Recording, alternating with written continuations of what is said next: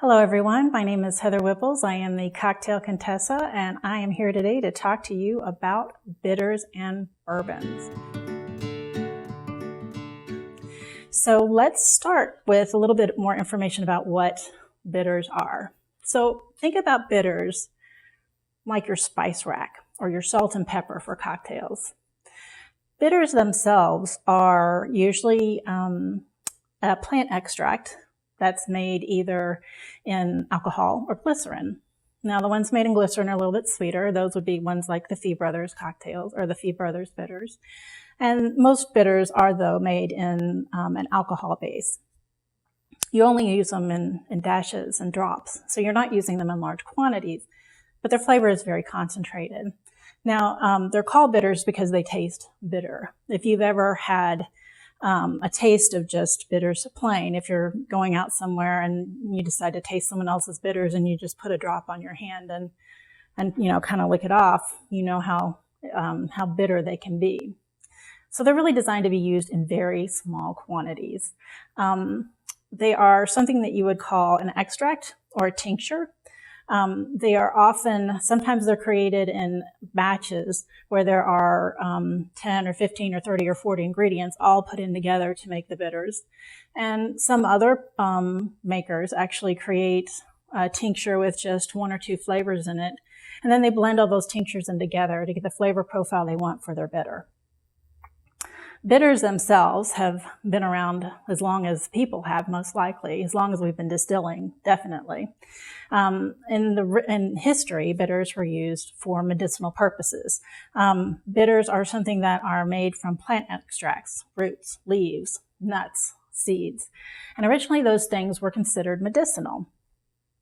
Now, over time, it's gone from being medicinal. Before we had modern medicine, it was medicinal. It was one of the things that you would take as medicine. It was your pharmacy. You might have bitters in a drink or with your morning tea or coffee, and that would be your medicine that you took in the morning. Now, and in fact, really since the start of the 20th century, bitters were more commonly used for creating flavors and helping out cocktails become more and more complex and more interesting. Now, as far as bitters, what are they made of? So common things that are used in bitters to make them actually bitter are things like wild cherry root, orris root, gentian, wormwood. Those kinds of things will impart bitterness to the actual bitters itself. Now, in addition to things that cause the bitterness in the flavor, you also have things that add flavor, a flavoring agent, so to speak. Some of those things might be a coffee bean or cocoa nibs or nuts, fruit peels, citrus zest. Citrus zest itself is bitter, but when you put it in with other bittering agents, you can get the citrus taste from it.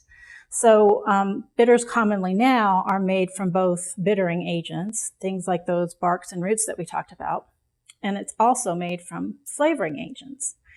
And bitters themselves come in many different flavors. As you can see, I've got quite a spread. I started out with just a lonely bottle of Angostura, which is one that pretty much everyone who drinks bourbon has. It's the basic bitters that you start your collection with. It's sort of the bedrock of bitters, and it's one of the oldest surviving bitters that we have from the 1800s. It managed to survive Prohibition, which was quite a feat.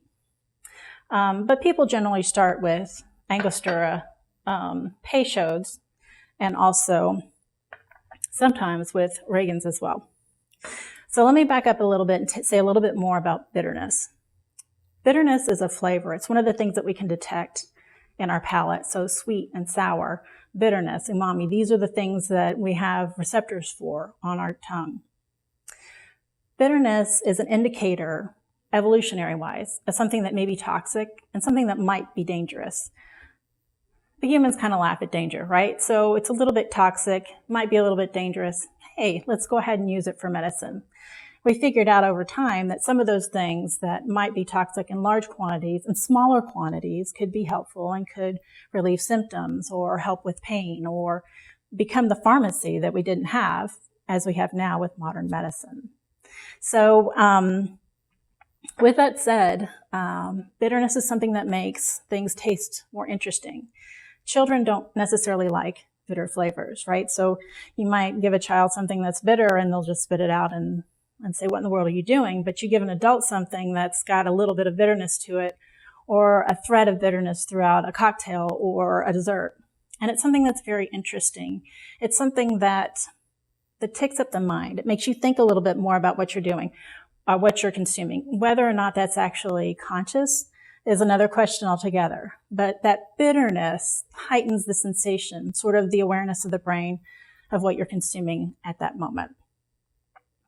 So I'm going to back up just a little bit and talk a little bit more about the history of bitters. So as I said before, people have been making bitters as long as people have been distilling. So over time, as they became more and more medicinal, they would be used and combined with other things to make them more palatable. In the 17 and 1800s, they started combining it with whiskey. Those were the first cocktails, right? The old-fashioned was your medicinal bitters, your whiskey, and a little bit of sugar. Those things together made your first cocktails. It's kind of cool that bourbon and whiskey was, at the forefront of all cocktails. We like it like that, don't we?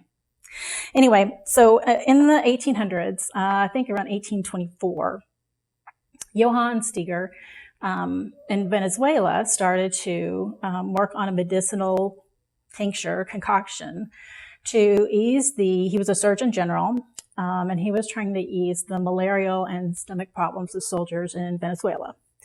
And he created this in a town called Angostura. The name has since changed. And he was a very successful business person. This company was very successful. As I said before, it was really the only company that survived Prohibition. Now, this was started around 1824. As a company, they were very protective, both of the name and of their recipe. To this day, it is so that only 5 people know the actual recipe of what goes into Angostura, and they're not allowed to ride a plane together. And they are very careful not to let anyone else know that trade secret. It makes sense when you consider how much they sell each year to keep that a very close to the vest.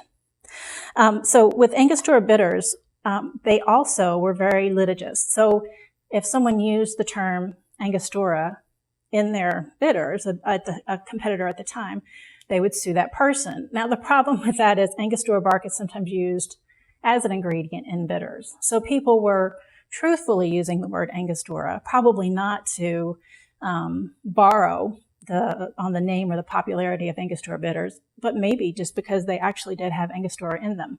But they were successful in keeping other people from using the term Angostura. One interesting fact about Angostura, which I actually love, is that they convinced the U.S. government that it was not potable. So they convinced the government that although Angostura was made with a spirit, it does have alcohol in it. I think it's something around it's 44.7% alcohol. It is, this is a small bottle of liqueur, right? They convinced the government that it would never be used just drunk right out of the bottle. So we don't need to ban the sales of it. So they were able to continue selling their bitters throughout Prohibition. Now, another bitter that I do want to talk about is Peychaud's. Peychaud's was 1834. Antoine Peychaud in New Orleans in the French Quarter, a Haitian pharmacist, created Peychaud's bitters. Now, you'll recognize this. This is one that's often used, always used to make a classic Sazerac cocktail. Sazeracs today, usually made with rye or bourbon, usually have absinthe rinse on the glass to give you that licorice taste, and always Peychaud's bitters. What was interesting about Peychaud's bitters is, as a marketing ploy or just to get more people to buy Peychaud's and consume it, he would put Peychaud's in a little cognac to his customers. And that is the very seed of the first Sazerac. A few years later, the grape harvest failed in Europe, and so the cognac was no longer coming in from Europe.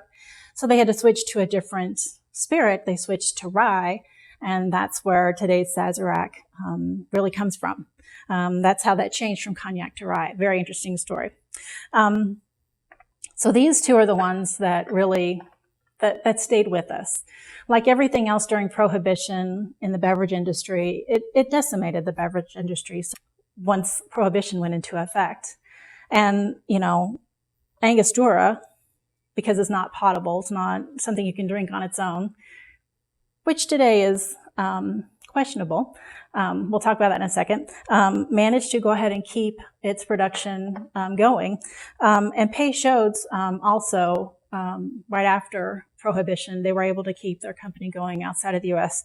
They were able to come back in and continue to do bitters as well. Around the same time, around 33 or so, Fee Brothers, which you'll recognize Fee Brothers, those are the bitters that come wrapped in paper. Fee Brothers bitters were originally, they were an extract company. So they worked more with flavors. They worked with extracts. They weren't necessarily working with, originally, things for cocktails, more for baking and cooking. What's interesting about Fee Brothers is Fee Brothers bitters have a glycerin base. So these are the ones that are not based in alcohol. The base that they have is more, is glycerin instead of ethanol or alcohol.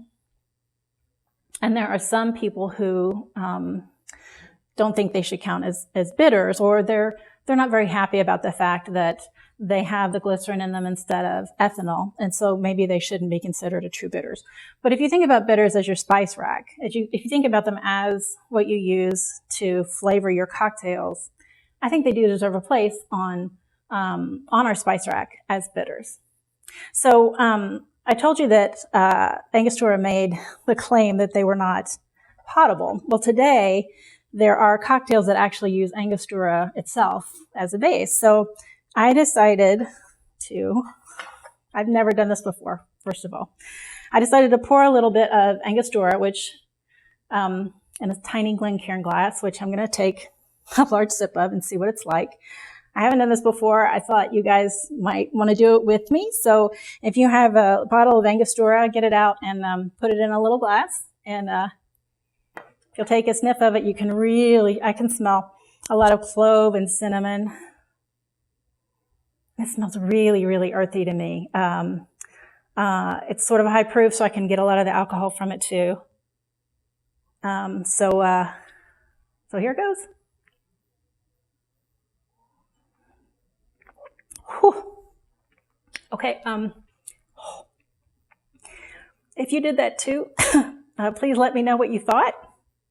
The good news is I'm not going to do the palate testing right away. So I got a little bit of time to calm down my palate. I think maybe over ice and with a bunch of other ingredients, like in a cocktail, this might be okay. But I would have to agree with the U.S. government that this would not normally be potable. So if you guys tried it with me, cheers. If you're brave enough to try it, go ahead. You might want to pour it over ice. If you want to try it.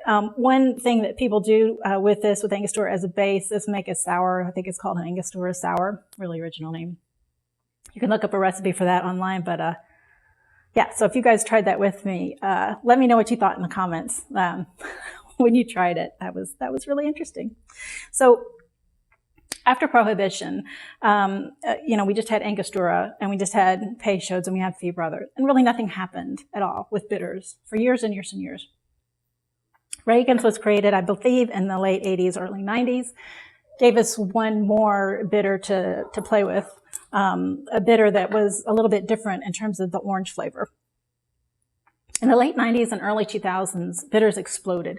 The cocktail scene started becoming huge all over the world, especially in the US and Europe. And so, as you can see now, in 2020, the availability of cocktail bitters it has gone crazy. There's hundreds or thousands of the different bitters and all kinds of different flavor combinations. And one of my favorite things to do is to go to a bar and just look at their bitters collection, or ask them about their bitters, or ask them if I can try cocktails with a certain bitters in them. Mixologists love to talk about bitters. So obviously that's what I'm doing right here. So that's a little bit about the history of bitters, what happened originally as they were created, what happened during Prohibition, a little bit about the sort of the grandfather types, Angostura and Peychauds, are father people of the bitters. And so that's sort of the history of bitters, what they are, what they're made of. So next, I'm going to talk about why bitters and bourbon go so well together. So I'm going to put up the Angostura and I'll be right back. So I've put up the Angostura bitters and now I'm going to talk to you about why bitters and bourbon go so well together. Now, unlike using something like vodka for a base spirit, vodka doesn't have a lot of flavor in itself. Or something like gin, which is can be very floral or have that very strong juniper taste. Bourbon itself is a very sweet spirit. We know that only a few things go into making bourbon. We've got water, we've got yeast, and we've got grains. Marry that in the oak, and you've got bourbon. Those very few ingredients and it looks simple from the outside, but it's really an art. But that process creates all kinds of different flavors. You've got vanilla flavors, you've got baking spices, you've got oak or char. You can get fruity flavors like apple or pear or peach or stone fruit. You can get nut flavors, hazelnut or pecan, all these different flavors, including sweet flavors like caramel or butterscotch or toffee. These are all things you'll hear people say about bourbon. And the reason bitters work so well with bourbon is because as a base spirit, it's so sweet, it sometimes needs something to tame it down a little bit. Now, when you think of bitters and bourbon, you want to think balance. So when you're working with bitters, the whole idea is to balance the bitters in your cocktail and with your bourbon. So for bourbon cocktails, just think balance. That's really what you want to do. Now, you can balance in one of two different ways. You can balance an overall cocktail just by adding general aromatic bitters, right? So you can take the sweetness level of the cocktail, dial it down a little bit with the aromatic bitters. Sometimes these have lots of baking spice taste to them, or like in the case of Angostura, I had clove and almost licorice flavors from it, and it will adjust the sweetness that's in the cocktail. Say we're making an old fashioned, it'll dial down that sweetness. And the complexity that you get from the aromatic bitters, where there are flavors in there that you can't quite identify, that intrigues the mind, that makes you think, what's that flavor there? This is really good. I don't know what it is, but I'm going to have another sip, right? So bitters and balance are the key. So for bourbon. So again, what we're going to do is either use bitters to balance out a cocktail and match and make the whole thing melt together. We're going to use bitters to add a flavor that's missing from the cocktail. Now, let me give you an example of both. In the case of a Sazerac, so if we were going to make a Sazerac with bourbon, a Sazerac is a little bit of simple syrup, some whiskey, usually rye whiskey, but bourbon works great. And then you usually rinse the glass with absinthe or a licorice flavored liqueur. You mix up your cocktail, pour it in. And then you also add Peychaud's bitters. Now, Peychaud's bitters themselves, I'm not going to take a sip of them like I did the Angostura, but Peychaud's bitters themselves have a little bit of that licorice taste in it. But they also have aromatic flavors in it as well. So what they do is they take that little bit of anise that's on the outside of the glass and they connect it to the sweetness in the bourbon and the aromatic flavors in the bourbon. It cuts down the sweetness from the simple syrup. So it makes everything play well together. It's like that person that you have in the room that makes everybody get along. In cases like that, bitters bring the balance. They make everything play together well. Now, in the case of adding a flavor, let's say I wanted to make a Manhattan that tasted like a lemon tart. So let's say I have a Manhattan and I've got my bourbon in there. I've got a little bit of limoncello to make a little bit of lemon taste. And I have a little bit of vermouth in there because I need some vermouth because it's a Manhattan. Well, if I want to add that nut flavor, because sometimes lemon tarts have, a nut crust, a kind of sweetened nut crust, I would use bitters that had pecan flavors in it, or black walnut bitters. So I might just have, you know, an ounce and a half of bourbon, a half ounce of limoncello, a half ounce of sweet vermouth, and 3 or 4 dashes of black walnut bitters. And the black walnut bitters will do a couple things. Now, lemon itself is a little bit bright in a cocktail, so it doesn't push a cocktail down, it kind of elevates it. Something about the citrus in me, I think of it in visual terms, it brightens it up, it makes it a little bit lighter. And the black walnut bitters are a little bit earthy, so they tone down that brightness, but they also give you that idea of the crust of that lemon tart. So depending on what I'm trying to do, in that case, I'm using the bitters as a flavoring agent. So I'm using the black walnut bitters, one of my favorites, to actually add a flavor into the cocktail to create the overall flavor that I'm looking for. So when you think about bitters and cocktails, think about whether or not you're trying to match the flavors in the cocktail and pull them all together, or if you're trying to add an extra flavor to elevate the cocktail itself, to create a whole nother element in the cocktail. And so that will direct you what kind of bitter you want to use. All right, everybody, let's stop talking and start tasting. So now we're going to do the experimental fun part of the session. First off, what you're going to need to do is pause the video, get some glasses filled with ice, and you're going to need a little soda water. Unflavored carbonated water is going to be best. I'm going to teach you guys how to actually taste the bitters that you have. So if you want to go ahead and pause the video now, go and get you some water, ice cups, and the different bitters that you want to try, and join me back here in a second.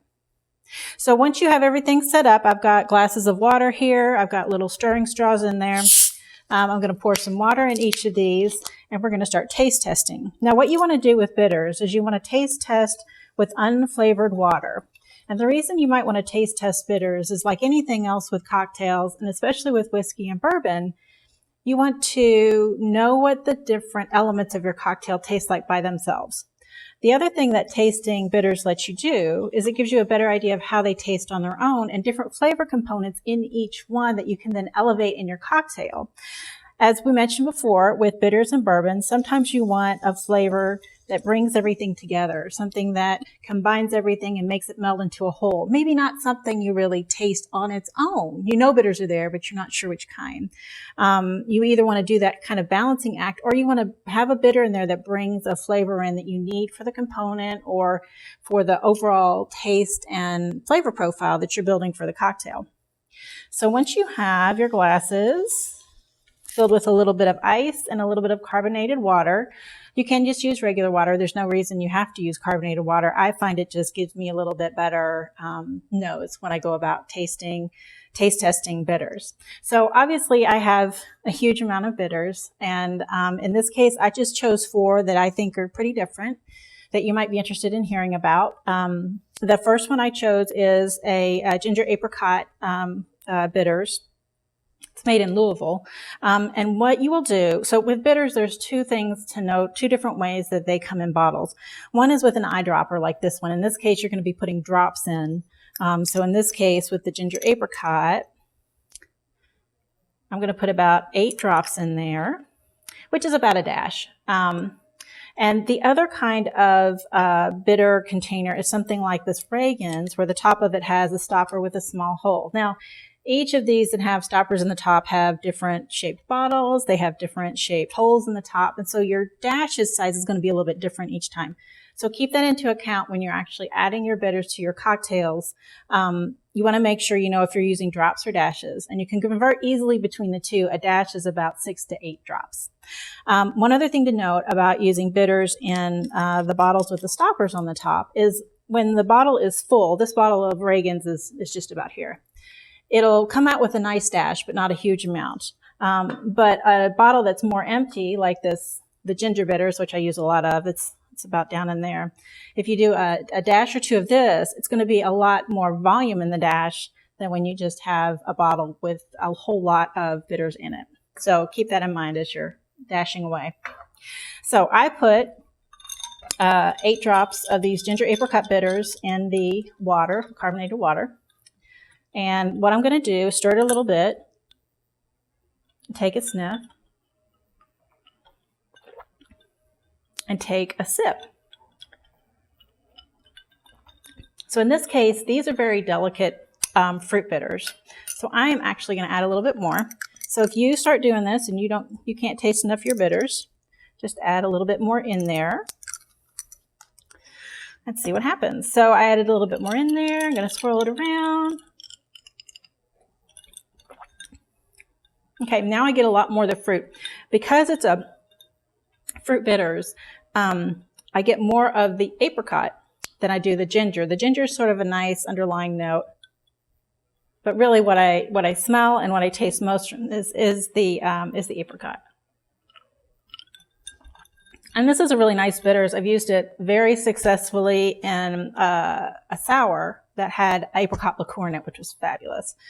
So that is the BD Bittering Company, Ginger Apricot Bitters. Next, I'm going to use one called Bitterless Marriage.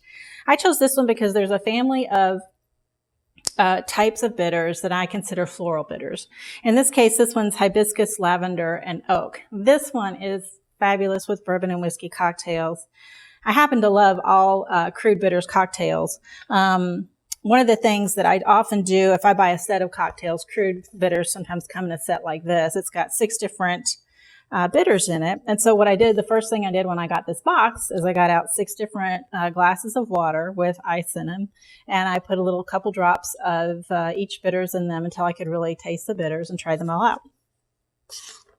Now with this bitter, the Bitterless Marriage one, this matches really well with whiskey because it has that oak in there. And you wouldn't think about it, but lavender is a really fabulous pairing with whiskey and bourbon in particular itself. Now the hibiscus is going to be more tartness in it. And what I'll probably really taste, I've done this before with this one, is a lot of the lavender.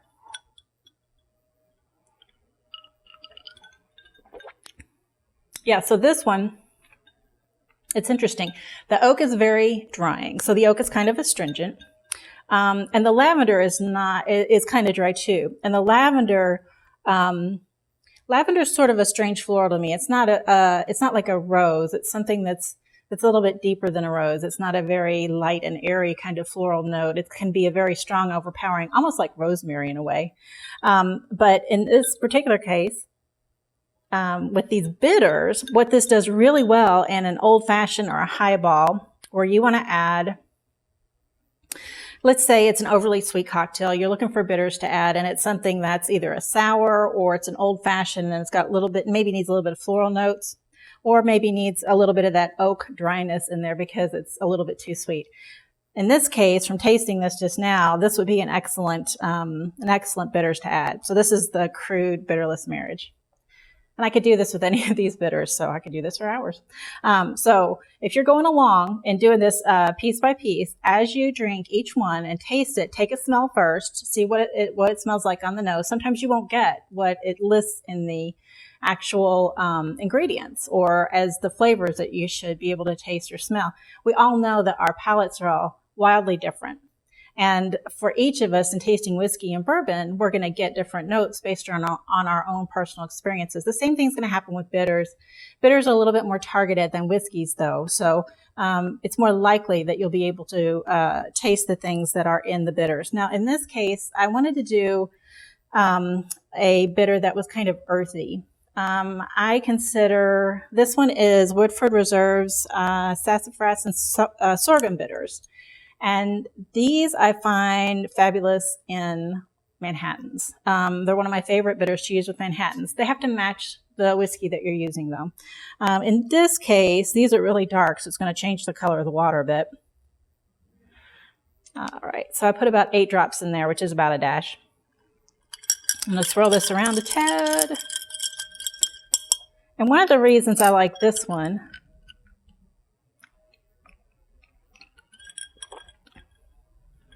is that, to me, the sorghum and sassafras make it a little bit earthy and a little bit vegetal. And that's interesting in a cocktail like a Manhattan, because in a Manhattan, you're using a vermouth. And even if it is a sweet vermouth, when you're used to tasting whiskey, wine tastes grapey. Vermouth is a fortified wine, so it's going to taste a little bit more grapey and a little bit more vegetal. And this will bring out those vermouth notes without adding a whole lot more vermouth. Now, the sorghum in it gives it sort of that underlying earthy feel, but also binds it, I think, if that's the right word, to the whiskey. It's like this note that goes through whiskey that you can tie into the bitters, and then that ties into the vermouth as well. So in that case, this set of bitters, when I'm using the sorghum and sassafras, I'm using it more as a balancing agent to bring everything together rather than just to add flavors of sassafras or sorghum. Now, one interesting thing that you can do with these bitters is you could add these sassafras and sorghum bitters with some cherry bitters in a Coke or a cola, and you can make it taste a little bit like a cross between cherry Coke and root beer. It's really interesting if you want to try it. You have to use quite a bit of bitters to do that because the cola will have a little bit of its own flavor. But it is something interesting to try if you just want to play with your bitters yourself. And one thing about bitters is you don't just have to use them in cocktails. I often use bitters to add into carbonated waters if I have just plain carbonated water. They're great. They're fabulous in lemonades. If you have a lemonade that's a little bit boring, you can add some ginger bitters or maybe some orange bitters. It'll brighten it up and tame it so it's not quite so sweet. And it can make a really fabulous, it's just a glass of lemonade, but it really kicks it up to a whole different level. Now, the last one I'm going to taste, I saved this one for last on purpose. I started with the lighter fruit notes, and then I moved into some floral notes and then some earthy notes. So like when I'm doing a flight of bourbon, I'm going to go from something that is less harsh on the palate to something that is more aggressive on the palate. So we're going to end with these Bitterman's Chocolatl bitters, Chocolatl Mole bitters, which are kind of hard to open. And Bitterman's happens to be one of my favorite companies. Their bitters are a little bit more expensive than just what you would find on the shelf with Fee Brothers. However, they are much more potent, and they come in a variety of unusual combinations of things. One of the first bitters I bought that weren't Fee bitters were these Bitterman's Ella Macule Tiki bitters. I just call them Tiki bitters. They have great baking spices in them, and they were made to be put into Tiki drinks, but they grow great in an old fashioned. Anyway, so the thing that's different about this is it's a chocolate bitter. There are tons of chocolate bitters out there, but this one's different. It's a mole, so it has a little bit of heat to it. So I saved this for last because it's going to heat up on the palate, and it's going to give you, it's a little bit more aggressive than these other bitters. So I'm going to go ahead and put about 8 drops in there. It's fabulous in old fashions, especially if you want a little bit of heat in a way that you can't exactly define when you're drinking it. It's fun to make a cocktail with this in it and give it to someone, and they take a sip and they're like, oh, that's good. And then a few sips later, they're asking, what exactly is in this? Because the heat from the mole will come in there. So not only is it mole bitters, I also smell, oh, it smells really good. I smell that deep, dark chocolate with like cinnamon in it. I smell a little bit of that pepper heat. And when I taste it, I do get that it's not a sweet chocolate taste. It's a dark chocolate taste. It is very earthy. And underneath that, I can really detect that heat from the mole, from the bitters and the spices that they put in there to heat it up. So again, this one is really fun in, it's actually really fun in tequila cocktails too. So I would think about that for tequila cocktails as well. But we're talking about bourbon today. So really awesome in a chocolate old fashioned. If you're just going to use an old fashioned with a little bit of chocolate, you want a little heat in there. It's lots of fun. You can combine this with a sort of smoky bitters like Old Forester has a smoked cinnamon bitters that it would go really well with, and Crude has a Pooter, funny name, but it's a smoke and salt bitters, and it's a really fun combination to think about. In fact, let's just do it. So I'm going to take the smoke and salt bitters and toss about a dash of those in there as well, and I'm going to see what they taste like together. And this is just one of the things that you can do when you get your bitters out. See how they work in combination. Combine an orange and a chocolate bitters. Combine a cherry and chocolate bitters. Combine a ginger and apricot bitters, or coffee, pecan, and chocolate bitters. Just start thinking about what flavors go together when you just think about eating a dessert or a meal or things that might be used to garnish something in particular. I put those in. This is really interesting. So the smoke and the salt in there, I interrupted myself, but this is really cool. So the smoke and salt in there, I'm getting a lot of the smoke, but I can also smell the salt.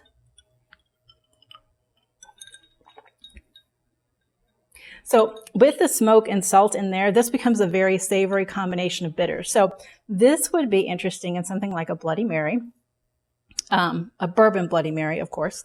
It would also work in an old fashioned where you wanted to play up the heat. Say you wanted to have an old fashioned and garnish it with maybe like a poblano pepper, roasted peppers that you're doing on the grill. Or if you're working with a whiskey smash and you want to not only use the citrus for the smash part to impart the lemon juice and the brightness of the citrus. But if you also wanted to have some of that smokiness in there, that's a really interesting combination. So if you guys have been following along, get out all of your Willett bitters, pause this here, get out some fresh glasses of water and fresh ice and fresh carbonated water, and go through all your bitters and taste them and see what they taste like, each one by one. So after this, I could go on and talk about these for hours, but this is how you taste test bitters in small quantities in carbonated water, cold water. If you can get it cold and icy, that's even better. And don't worry about wasting bitters. You're only using a few drops. You've got a whole rest of a bottle. So go ahead and try that out on your own for your own bitters. Next up, we're going to try what old fashions look like, or what old fashions taste like without the bitters, and then with bitters, plus with different bitters added. So I'm going to go prep everything to do that. And then once I'm back and have this set up, we will start that session.